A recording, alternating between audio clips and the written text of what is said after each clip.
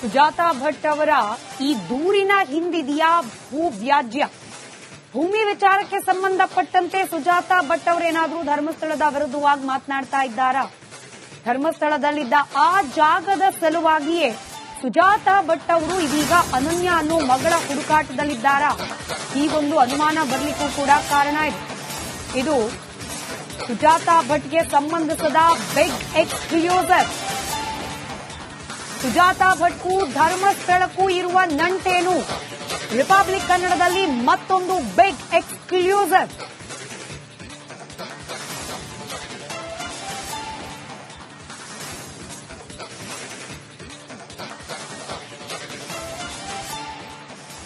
ಧರ್ಮಸ್ಥಳದ ಆಯುರ್ವೇದ ಕೇಂದ್ರಕ್ಕೆ ಭೂಮಿ ದಾನವನ್ನ ಮಾಡಿದ್ರ ಸುಜಾತಾ ಭಟ್ ಸಂಬಂಧಿಕರು. ಇದೇ ಭೂಮಿಯ ವಿಚಾರಕ್ಕೆ ಸಂಬಂಧಪಟ್ಟಂತೆ ಸುಜಾತಾ ಭಟ್ ಇದೀಗ ಧರ್ಮಸ್ಥಳದ ವಿರುದ್ಧವಾಗಿ ಏನಾದರೂ ಆರೋಪವನ್ನ ಮಾಡ್ತಿದ್ದಾರಾ? ಇದು ರಿಪಬ್ಲಿಕ್ ಕನ್ನಡದ ಮತ್ತೊಂದು ಎಕ್ಸ್ಕ್ಲೂಸಿವ್. ಧರ್ಮಸ್ಥಳದ ಆಯುರ್ವೇದ ಕೇಂದ್ರಕ್ಕೆ ಭೂಮಿ ದಾನ ಮಾಡಲಾಗಿರುತ್ತದೆ.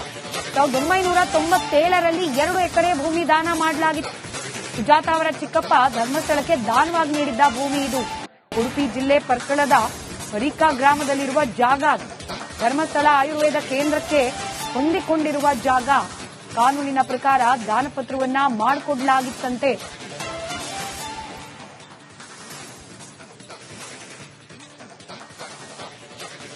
ಸ್ಥಳದಲ್ಲಿ ನೂರಾರು ಶವಗಳ ಹೂತಿಟ್ಟ ಪ್ರಕರಣ ಈಗಾಗಲೇ SIT ತನಿಖೆಯಲ್ಲಿರುವಂತದ್ದು. ಆದ್ರೆ ಆ ನಂತರದಲ್ಲಿ ಸುಜಾತಾ ಭಟ್ ಅಂತ ಹೇಳ್ಕೊಂಡು ನನಗೂ ಅನ್ಯಾಯ ಆಗಿದೆ ಅಂತ ಬಂದಂತ ಮಹಿಳೆ ಏನಿದ್ದಾರೆ ಅವರು ಇದೇ ಉಡುಪಿಯ ಪರಿಕಾ ಮೂಲದವರು ಅಂತ ಹೇಳ್ಕೊಂಡಿದ್ರು. ಇದೇ ಪರಿಕಾ ಅನ್ನುವಂತ ಜಾಗದಲ್ಲಿ ನಾವಿರುವಂತದ್ದು. ನವಕೋಟಿ ನಾರಾಯಣ ಅಂತ ಏನಿದ್ದಾರೆ ಅವರು ಈ ಭೂಮಿಯನ್ನ 2 ಎಕರೆ ಭೂಮಿ ಮತ್ತು ದೇವಸ್ಥಾನವನ್ನ ಧರ್ಮಸ್ಥಳದವರಿಗೆ ದಾನವಾಗಿ ನೀಡ್ತಾರೆ. ಸುಜಾತಾ ಭಟ್ ಅವರ ತಂದೆ ಗುರುರಾಜ್ ಉಪಾಧ್ಯಾಯ ಮತ್ತೆ ನಾರಾಯಣ ಉಪಾಧ್ಯಾಯ ಮತ್ತೆ ಮೂರ್ತಿ ಉಪಾಧ್ಯಾಯ ಅಂತ 3 ಜನ ಅಣ್ಣ ತಮ್ಮಂದಿರಿರ್ತಾರೆ. ಅದರಲ್ಲಿ ನಾರಾಯಣ ಉಪಾಧ್ಯಾಯ ಅಂತ ಹೇಳೋರು ನವಕೋಟಿ ನಾರಾಯಣ ಅಂತ ಹೆಸರನ್ನ ಪಡ್ಕೊಂಡಿರ್ತಾರೆ. ಅವರ ತಂದೆಯ ಕಾಲದಲ್ಲಿ, ಅವರ ಹಿರಿಯರ ಕಾಲದಲ್ಲಿ ಪರಿಕಾ ಅರಮನೆಯಿಂದ ದೇವಸ್ಥಾನದ ಸೇವೆಗೆ ಆಗಿ ಭೂಮಿಯನ್ನ ನೀಡಲಾಗಿತ್ತು. 2 ಎಕರೆ ಭೂಮಿಯನ್ನ ಬಳುವಳಿಯಾಗಿ ನೀಡಲಾಗಿತ್ತು. ಆ ನಂತರದಲ್ಲಿ ಸುಜಾತಾ ಭಟ್ ಏನಿದ್ದಾರೆ, ಸುಜಾತಾ ಭಟ್ ಉಪಾಧ್ಯಾಯ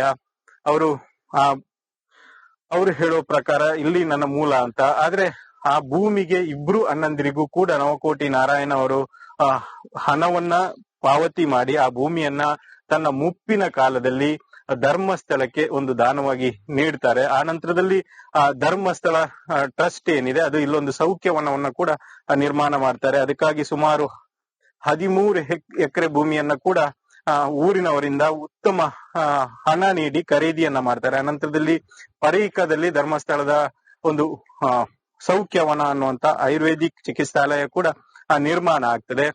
ಸದ್ಯ ಆಕೆ ಸುಜಾತಾ ಭಟ್ ಅಂತ ಹೇಳ್ಕೊಳ್ಳುವವರು ಇದೇ ಉಡುಪಿಯ ಮೂಲದವರು. ಆದ್ರೆ ಆಕೆ ತನ್ನ ಕಿರಿಯ ವಯಸ್ಸಿನಲ್ಲೇ ಇಲ್ಲಿಂದ ಬೇರೆ ಕಡೆಗೆ ಶಿಫ್ಟ್ ಆಗ್ತಾರೆ. ಬೇರೆ ಬೇರೆ ಕಾರಣದಿಂದಾಗಿ ಆಕೆ ಇಲ್ಲಿ ಇರೋದಿಲ್ಲ. ಹಾಗಾಗಿ ಈ ಊರಿನಲ್ಲಿ ಆಕೆಯ ಬಗ್ಗೆ ಯಾರಿಗೂ ಕೂಡ ಅಷ್ಟಾಗಿ ಪರಿಚಯ ಕೂಡ ಇಲ್ಲ. ಆದ್ರೆ ಆಕೆ ಹೇಳ್ತಿರುವಂತ ಪರಿಕದ ಭೂಮಿ ಇರುವಂತದ್ದು ಇದೆ. ಇದು ಸದ್ಯಕ್ಕೆ 2 ಎಕರೆ ಭೂಮಿಯನ್ನು ಒಳಪಟ್ಟಂತೆ ಸುಮಾರು 13 ಎಕರೆಯಲ್ಲಿ ಆಯುರ್ವೇದಿಕ್ ಚಿಕಿತ್ಸಾಲಯ ಕೂಡ ಇರುವಂತದ್ದು. ಸದ್ಯಕ್ಕೆ ಆ ದೇವಸ್ಥಾನವನ್ನು ಕೂಡ ಧರ್ಮಸ್ಥಳದವರೇ ನಡೆಸ್ತಾ ಇರುವಂತದ್ದು. ಈ 2 ಎಕರೆ ಭೂಮಿಯಲ್ಲಿ ತನಗೆ ಏನು ಪಾಲು ಸಿಗ್ಲಿಲ್ಲ ಅನ್ನುವಂತ ಕಾರಣಕ್ಕೆ ನನ್ನ ಚಿಕ್ಕಪ್ಪ ನಮಗೆ ಏನು ಕೊಡದೆ ಅದನ್ನ ದಾನ ಮಾಡಿದ್ದಾರೆ ಅನ್ನುವ ಕಾರಣಕ್ಕೆ ಪರೋಕ್ಷವಾಗಿ ಆ ಒಂದು ಅಸಮಾಧಾನವೇ ಈ ಪ್ರಕರಣದ ಸೃಷ್ಟಿಗೆ ಕಾರಣ ಅಂತ ಹೇಳಲಾಗ್ತಾ ಇದೆ. ಒಟ್ಟಿನಲ್ಲಿ ಇಲ್ಲಿಯ ಮೂಲಗಳು ಹೇಳೋ ಪ್ರಕಾರ ಸುಜಾತಾ ಭಟ್ ಏನಿದ್ದಾರೆ, ಸುಜಾತಾ ಉಪಾಧ್ಯಾಯ, ಅವರಿಗೂ ಈ ಭೂಮಿಗೂ ಸಂಬಂಧ ಇರೋದಿಲ್ಲ. ಯಾಕಂದ್ರೆ ಈ ಭೂಮಿಯನ್ನ ಅವರ ಚಿಕ್ಕಪ್ಪ ಅಣ್ಣಂದಿರಿಗೆ ಹಣ ಕೊಟ್ಟು ಖರೀದಿ ಮಾಡಿ ಆ ನಂತರದಲ್ಲಿ ಧರ್ಮಸ್ಥಳಕ್ಕೆ ತನ್ನ ಸ್ವ ಇಚ್ಛೆಯಿಂದ ದಾನ ಮಾಡಿರುವಂತದ್ದು. ಆದ್ರೆ ಈ ಪ್ರಕರಣದಲ್ಲಿ ಇದು ಕೂಡ ತಲುಕು ಹಾಕಿಕೊಂಡಿರೋದ್ರಿಂದ ಸದ್ಯ ಒಂದು ಪ್ರಮುಖ ಅಂಶವಾಗಿ ಹೊರಬಿದ್ದಿರುವಂತದ್ದು. ಹರೀಶ್ ಪಾಲೆಚಾರ್, ರಿಪಬ್ಲಿಕ್ ಕನ್ನಡ, ಉಡುಪಿ. ಇದೇ ಜಾಗಕ್ಕೋಸ್ಕರ ಸುಜಾತಾ ಭಟ್ ಅವರು ಹೋರಾಟವನ್ನ ನಡೆಸಿದ್ರ? ಈ ಜಾಗವನ್ನ ವಾಪಸ್ ಕೊಡ್ಲಿಕ್ಕೆ ಯಾವಾಗ ಆಯುರ್ವೇದ ಕೇಂದ್ರ ಒಪ್ಪೋದಿಲ್ವೋ ಆಗ ಬೇರೆ ಗುಂಪಿನ ಜೊತೆಯಲ್ಲಿ ಸೇರಿ ಧರ್ಮಸ್ಥಳದ ವಿರುದ್ಧ ಷಡ್ಯಂತರವನ್ನ ಪ್ರಾರಂಭ ಮಾಡಿದ್ರ ಸುಜಾತಾ ಭಟ್? ಹೀಗೊಂದು ಅನುಮಾನ ಬಲವಾಗ್ತಾ ಇದೆ. 2024ರಲ್ಲಿ ಆ ಜಾಗದ ಮೇಲೆ ಕಣ್ಣು ಹಾಕಿದ್ರಂತೆ ಸುಜಾತಾ ಭಟ್. ಆ ಜಾಗದ ಪಾಲಿಗಾಗಿ ಹೋರಾಟವನ್ನ ನಡೆಸಿದ್ರು ಸುಜಾತಾ ಭಟ್. ಆದ್ರೆ ಜಾಗ ವಾಪಸ್ ಕೊಡೋಕೆ ಆಯುರ್ವೇದ ಸಂಸ್ಥೆ ಹಿಂದೇಟು ಹಾಕಿದೆ. ಕಾನೂನಿನ ಪ್ರಕಾರ ದಾನಪತ್ರದ ಮೂಲಕ ಪಡೆದಂತಹ ಭೂಮಿಯನ್ನ ಕೊಡೋದಿಲ್ಲ ಅಂತ ಹೇಳಿ ಇದೇ ವಿಚಾರಕ್ಕೆ ಆಕರ್ಷಗೊಂಡಿದ್ರು ಸುಜಾತಾ ಭಟ್ ಅನ್ನೋ ಮಾಹಿತಿ ಲಭ್ಯವಾಗ್ತಾ ಇದೆ. ಇದರ ಹಿನ್ನೆಲೆಯಲ್ಲೇ ಬೇರೊಂದು ಗುಂಪಿನ ಜೊತೆಯಲ್ಲಿ ಸೇರಿ ಮಸಲತ್ತು ಮಾಡಿದ್ರ ಉಡುಪಿ ಮಾಜಿ ಕೌನ್ಸಿಲರ್ ಈ ಬಗ್ಗೆ ಗಂಭೀರ ಆರೋಪ ಮಾಡಿದ್ದಾರೆ. ಈ ಭಾಗದಲ್ಲಿ ಮಾಜಿ ಕೌನ್ಸಿಲರ್ ಆಗಿರುವಂತ ಮಹೇಶ್ ಠಾಕೂರ್ ಅವರು ನಮ್ಮ ಜೊತೆಗಿದ್ದಾರೆ. ಏನು ಘಟನೆ ಇಲ್ಲಿ ಏನಾಯ್ತು ಅನ್ನೋದನ್ನ ಅವರಿಗೆ ಕೇಳುವ. ಯಾಕಂದ್ರೆ ಈ ಭಾಗದಲ್ಲಿ ಸಾಕಷ್ಟು ವರ್ಷದಿಂದ ಅವರು ಇದ್ದಾರೆ, ಹಾಗಾಗಿ ಅವರಿಗೆ ಒಂದಷ್ಟು ಮಾಹಿತಿಗಳು ಇರ್ತದೆ. ಜೊತೆಗೆ ಪರೀಕದಲ್ಲೂ ಕೂಡ ಅವರಿಗೆ ಒಡನಾಟ ಇರುವಂತದ್ದು. ಯಾಕಂದ್ರೆ ಅಲ್ಲಿ ಧರ್ಮಸ್ಥಳದ ಟ್ರಸ್ಟ್ ಮೂಲಕ ಒಂದು ಆಸ್ಪತ್ರೆ ಕೂಡ ನಡೀತಾ ಇರುವಂತದ್ದು. ಸರ್, ನೀವೇ ಗಮನಿಸಿದಾಗೆ ಎಲ್ಲಾ ಹೇಳಿಕೆಗಳನ್ನ, ಸುಜಾತಾ ಭಟ್ ಅವರ ಹೇಳಿಕೆಗಳನ್ನ ಗಮನಿಸಿದಿರಿ. ಆಕೆಯ ಬಗ್ಗೆ ಹೇಳೋದಾದ್ರೆ ಮತ್ತೆ ಇಲ್ಲಿನ ನೈಜ ಸ್ಥಿತಿಯನ್ನ ಹೇಳೋದಾದ್ರೆ ಏನಿದೆ ಸರ್ ಪರಿಸ್ಥಿತಿ?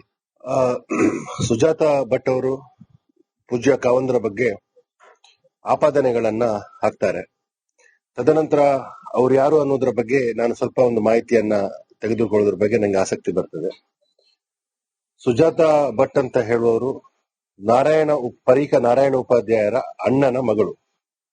ಅವರ ಅಣ್ಣ ಗುರುರಾಜ್ ಉಪಾಧ್ಯಾಯರು, ಅವರ ಅಣ್ಣನ ಮಗಳು. ಅವರು ಭಾರಿ ಸಣ್ಣ ಪ್ರಾಯದಲ್ಲೇ ಮನೆಯನ್ನು ಬಿಟ್ಟು ಹೋಗಿದ್ದಾರೆ ಅನ್ನುವಂಥದ್ದನ್ನ ಮಾಹಿತಿಯನ್ನು ನಾನು ಕೇಳ್ಪಟ್ಟೆ. ಆಮೇಲೆ ಕಡೆಗೆ ಅವರು ಪರೀಕದ ಸಂಪರ್ಕದಲ್ಲಿ ಅವರು ಇರ್ಲಿಲ್ಲ ನಂಗೆ ತಿಳಿದ ಹಾಗೆ. ಮತ್ತೆ ನಾರಾಯಣ ಉಪಾಧ್ಯಾಯರು ಅವರು ಮೂಲತಃ ಧರ್ಮಸ್ಥಳದಲ್ಲಿ ಕೆಲಸ ಮಾಡ್ಕೊಂಡಿದ್ರು ಅನ್ನುವಂಥ ವಿಚಾರವನ್ನು ಭಾರಿ ಹಳೆಯ ಕಾಲದಲ್ಲಿ ಕೆಲಸ ಮಾಡ್ಕೊಂಡಿದ್ರು. ಅದರ ನಂತರ ಅವರು ವ್ಯವಹಾರ ನಿಮಿತ್ತ ಮೈಸೂರು ಬೇರೆ ಬೇರೆ ಕಡೆಯಲ್ಲಿ ಹೋಟೆಲ್ಗಳನ್ನ ಮಾಡಿದ್ರು. ಆಮೇಲೆ ಕಡೆಗೆ ತನ್ನ ಶಕ್ತಿಯಿಂದ ವಾಪಸ್ ಇಲ್ಲಿಗೆ ಬಂದು ಪರೀಕಕ್ಕೆ ಬಂದು ನೆಲೆಸಿದ್ರು. ಅವರ ಪ್ರಾಯದ ಕಾಲದಲ್ಲಿ ಆ 5 ಎಕರೆ ಭೂಮಿಯನ್ನ ಧರ್ಮಸ್ಥಳಕ್ಕೆ ಕೊಟ್ಟರು, ದೇವಸ್ಥಾನ ಸೇರಿ ಧರ್ಮಸ್ಥಳಕ್ಕೆ ಕೊಟ್ಟರು. ಅದರ ಮೇಲೆ ಅಲ್ಲಿ ಅವರು ನಮ್ಮ ಧರ್ಮಸ್ಥಳ ಟ್ರಸ್ಟಿನ ಮುಖಾಂತರ ಅಲ್ಲಿ ಒಂದು ಪ್ರಕೃತಿ ಚಿಕಿತ್ಸಾ ಆಸ್ಪತ್ರೆಯನ್ನ ಕಟ್ಟುತ್ತಾರೆ ಭಾರಿ ಸುಂದರ ರೀತಿಯಲ್ಲಿ. ಅಲ್ಲಿ ಮತ್ತೆ ಪುನಃ 13 ಎಕರೆ ಜಾಗವನ್ನ ತಗೊಳ್ತಾರೆ. ಅವರು ಪರ್ಚೇಸ್ ಮಾಡ್ತಾರೆ, ಎಲ್ಲರಿಗೆ ಒಳ್ಳೆಯ ಒಂದು ಮೊಬಲಗನ್ನು ಕೊಟ್ಟು ಅದನ್ನು ಪರ್ಚೇಸ್ ಮಾಡ್ತಾರೆ. ಅಲ್ಲಿಯ ಸ್ಥಳೀಯರಿಗೆ ಸುಮಾರು 100 ಜನರಿಗೆ ಕೆಲಸವನ್ನು ಕೊಡ್ತಾರೆ. ದೇಶ ವಿದೇಶಗಳಿಂದ ಆ ಆಸ್ಪತ್ರೆಗೆ ಆರೋಗ್ಯಕ್ಕೋಸ್ಕರ ಅಲ್ಲಿ ಬಂದು ಬರ್ತಾರೆ. ಇಷ್ಟೆಲ್ಲ ವಿಚಾರಗಳು ನಡೀತಾ ಇದ್ದ ಹಾಗೆ ಸುಜಾತಾ ಉಪಾಧ್ಯಾಯ ಅವರು ಹೇಳ್ತಾರೆ, ಅನನ್ಯ ಭಟ್ 2003ನೇ ಇಸ್ವಿಯಲ್ಲಿ KMC ಆಸ್ಪತ್ರೆಯಲ್ಲಿ ಅವರು MBBS ಅನ್ನ ಮಾಡ್ತಾ ಇದ್ದಾರೆ ಅನ್ನುವಂಥದ್ದು. ನಾನು ಈ ಹೊರವಲಯದಲ್ಲಿ ಇದನ್ನು ಕೇಳಿದೆ ನಾನು ಈ ವಿಚಾರದ ಬಗ್ಗೆ. ಅನನ್ಯ ಭಟ್ ಅಂತ ಹೇಳುವವರು ಯಾರು ಕೂಡ ವಿದ್ಯಾರ್ಥಿಗಳು ಅಲ್ಲಿ ಇರ್ಲಿಲ್ಲ. ಇದು ಅಕ್ಷರಶಃ ಸುಳ್ಳು. ಇದನ್ನು ಯಾರೋ ಅವರಿಗೆ ಕಿವಿ ತುಂಬಿಸಿಕೊಂಡು ಈ ತರ ಹೇಳ್ಬೇಕಂತ ಹೇಳಿಸಿಕೊಂಡು ನಮ್ಮ ಪುಣ್ಯ ಕ್ಷೇತ್ರದ ಮೇಲೆ ಆಪಾದನೆ ಹಾಕುವಂತ ಒಂದು ಹುನ್ನಾರವನ್ನ ಇವರು ಮಾಡ್ತಾ ಇದ್ದಾರೆ ಬಿಟ್ರೆ ನಿಜವಾಗಿ ಇದು ಅಕ್ಷರ ಸುಳ್ಳು. ಯಾಕಂದ್ರೆ ಇದಕ್ಕೆ ನಾನು ಸಾಕ್ಷಿ. ಯಾಕಂತ ಹೇಳಿದ್ರೆ ಮತ್ತೆ ಇನ್ನೊಂದು ವಿಚಾರವನ್ನು ಅವರು ಹೇಳ್ತಾರೆ, ನಂಗೆ ಧರ್ಮಸ್ಥಳದಿಂದ ಅನ್ಯಾಯ ಆಗಿದೆ ಅನ್ನುವಂಥದ್ದು. 2007ನೇ ಇಸ್ವಿಯಲ್ಲಿ ಅಲ್ಲಿ ನಾನು ಮುಖ್ಯ ಅತಿಥಿಯಾಗಿ ಆ ಕಾರ್ಯಕ್ರಮದಲ್ಲಿ ನಾನು ಭಾಗವಹಿಸಿದ್ದೇನೆ. ಮತ್ತೆ ಪ್ರತಿಯೊಂದು ಅಲ್ಲಿ ವಿಚಾರಗಳಿಗೆ ಸಮೇತ ನಂಗೆ ಸಂಪರ್ಕ ಇದೆ ಅವರ ಜೊತೆಯಲ್ಲಿ.